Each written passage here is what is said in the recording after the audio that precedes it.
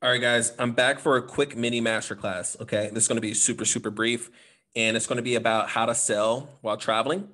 Because I'm a sales guy, I have a sales agency. I'm actually always hiring, right? 'Cause I have clients, so we run leasing or permanent placements, and we do some consulting and training also as well. So we sell revenue, right? And we work out performance deals as well, kind of based upon whatever the unique situation for the client. But all in all, I want to kind of teach you guys how to sell, especially while traveling. The first thing by far is making sure you consolidate into time blocks, the kind of calls you have, right? That's the first thing. So depending on your volume. So if you're only doing, let's say, 5 sales calls a week, then either you need to consolidate that between, let's say, 2 hours split or 1 hour split between, let's say, Tuesday, Thursday, Wednesday, whatever, because that's super important, especially if people are booking on Calendly. It's a psychological thing, right? So if I know, and then also it helps with your planning and having better control while you so that you can plan for your travels because you're traveling the world, right? So this is super, super important psychologically.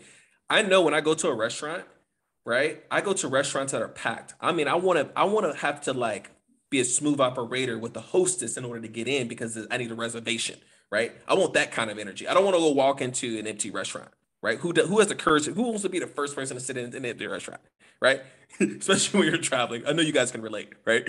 So the same thing needs to be with your time. Your time needs to be important. Every single person that books with me, client, partner, random person I meet, professional, they're like, I know that you're busy because they see my calendar has very strict time. That's super important because you want them to want you as much as you want them, especially if it's an aligned customer. Psychologically, it's important. Like we're programmed, it's conditioning. We can't help it, especially in the Western world. Like it's a proven thing. Okay, guys. It's so constrict your time. So don't let anyone book anytime like Sunday through Sunday or Saturday through Sunday, or even more than 4 days a week. Like I honestly constrict to 2 days. And then I have a VIP link branded where I allow some people to book maybe on a Thursday or Monday or Thursday if I'm in mid contract or if it's a client that I really want to scale with because I'm like, yo, this can grow into a 7-figure deal. I'll take a 15-minute call with you on a Thursday, right? All day, every day, right? So that's the first thing. The second thing is go for quality, not quantity. Okay. So um, I know some people like the cheap stuff. I hate to say cheap, but like, $100 here or $1,000 there. Like, I think that stuff is cool if there's a huge lifetime value for the client. But I think going for the elephants are a lot better, or the whales. Like, I would rather have one $1 million deal than 10 $100,000 deals. Okay. Because I can like line focus. I can probably get better economies of scale with that deal. Right.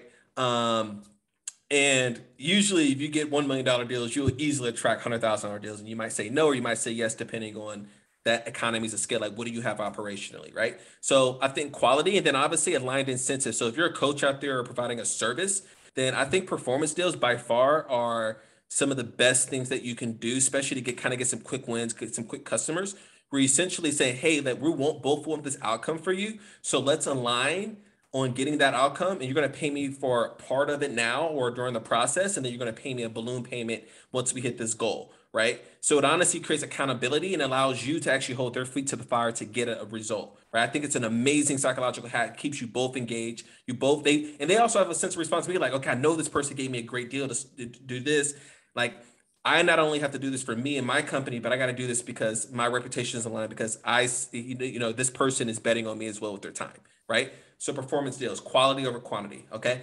Another cool thing while traveling, I think this is important, is you really have to have, we had a previous talk on terms of like time is your best friend. You really need to have 3 sales cycles. Okay.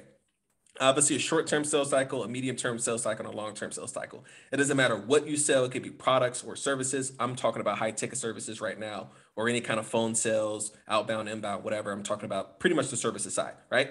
And so short-term sales cycle might be, people that refer people to you, right? Because those are usually 30 days or less, right? In terms of deals, yay or nay. Medium term sales cycle might be someone that you knew in the past, and you might have another conversation with them, or they might start something. They might come to you, and they might want to work something out, right? But you have a medium term sales cycle. Okay, so follow up is key in the medium term sales cycle. So if you talk to someone and have aspirations to get some desired outcome that you can help them with, then it's very important for you to stay engaged with that person, both personally and professionally. And it's a lot easier than you think. It can be, I'm a big fan of video messages, phone messages. If it's someone that's, in the same country, I'm a big fan of handwritten letters, right? I'm a huge fan of giving game. I'm a huge fan of creating invitations, right? It could be also connecting them with other people to help them in other areas that you can't, because now you're showing that you're a person of value, not attached if they give you money or not, right? So follow-up is very important, and I like unique follow-ups a lot. Don't just like, I have nothing against email funnels. Don't get me wrong. I mean, probably a lot of you here have emails, campaigns. I don't send a single freaking email, guys, to be completely straightforward, right? I don't have a marketing email. I guess it can work. Don't get me wrong. Like, especially if you're using scarcity, urgency, if you're ads, I think you do need to have it to a certain degree. But I really, really love the personalization. I tell my team, my sales guys, like, it's all about personalization, right? Like, I'd rather send one minute video message to a person that's in the middle of a buy cycle than 100 emails to people that aren't through the awareness curve yet, right? Maybe they're not even aware of the problem to a certain degree. That's just me personally, okay? Medium cycle. So the next is the long-term cycle, which is once again like long-term thinking. Usually $1 million deals take time. Sometimes even $100,000 deals take time, right? Which means you got to get comfortable with someone, get to know someone. So not being attached. Like, I have some people in my pipeline right now that I'm like, man, I want to do business with that person, because I'm like, man, I know I can help. I want to be a part of their success, right? Like, I know this guy's crushing it. He probably doesn't need me right now, but I know that he's going to need my services if he's going to go from A to B, because he's going to need salespeople. I sell revenue, right? Like, to get from, let's say, 7 to 8 figures, you need salespeople. So I want to be that guy that he thinks of when he needs salespeople, right? Like, everyone I speak with, even you guys, when you guys need salespeople, I want you to think Desmond. So I'm willing to invest time in areas for high leverage opportunities, right? So that means introducing people to this guy. I'm a huge fan of introductions. That's why you need to network with 10 to 20 people a day, because if you network with people, you could just make natural connections, even with the people you met the same day. I've done that multiple times. And so I'm a huge fan, especially if you're a CEO of a company, of creating like power networks, create this abundant circle around your brand, around being a person that's resourceful. Sometimes people will come to you asking if you know someone because you've shown evidence in the past that you're just a person that can solve problems. And if you solve that person's problem, you know how easy it is to then like say, hey, like, look, I'm looking for this type of customer with this kind of problem possibly, or look, I'm looking to get introduced to this person at this company. Can you make an introduction for me? They might, either two things are going to happen. Either they know that person or know of a person, they're going to be more than willing to introduce you, or they know someone that knows somebody. Oh, I'm getting excited because that's so good, right? If I did the numbers, I think 60% of my businesses came from other people that I met, me introducing them to people. They introduced me to other people, right? Like, it's freaking amazing, especially when you sell something at high ticket. So those are long-term plays.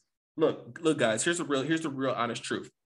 If you do this 10 to 20 people a day, right? As in authentically connecting, not manipulate, like literally jumping on a call and just being so curious about someone else and building a relationship, building rapport, and just listening. And then like they will tell you how to serve them.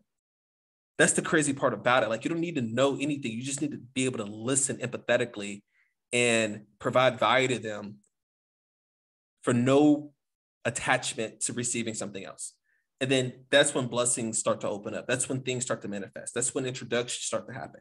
And it makes it easy to ask as well, because you're asking from a place of like, look, like, I love our energy. I know that you probably know someone in this space or doing this. And I want to, like, I'm so committed to serving XYZ to get people these desired outcomes, because I've done it in the past and I want to do it with more people. I'm looking for 3 to 4, 5, 6, 7, 8, 10, whatever, 100 clients. It makes it easy. Okay, guys. So that's my little quick mini masterclass on selling while traveling.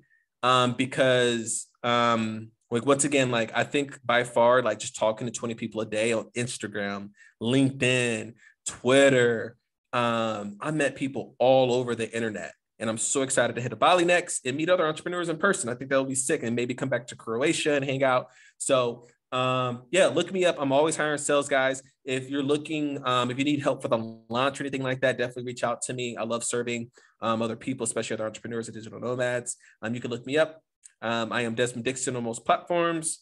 And yeah, CXO Republic's the name of our company. So check us out. If you need something, reach out. Much love. I'm so grateful to be here, and hopefully you learned something today. Cheers.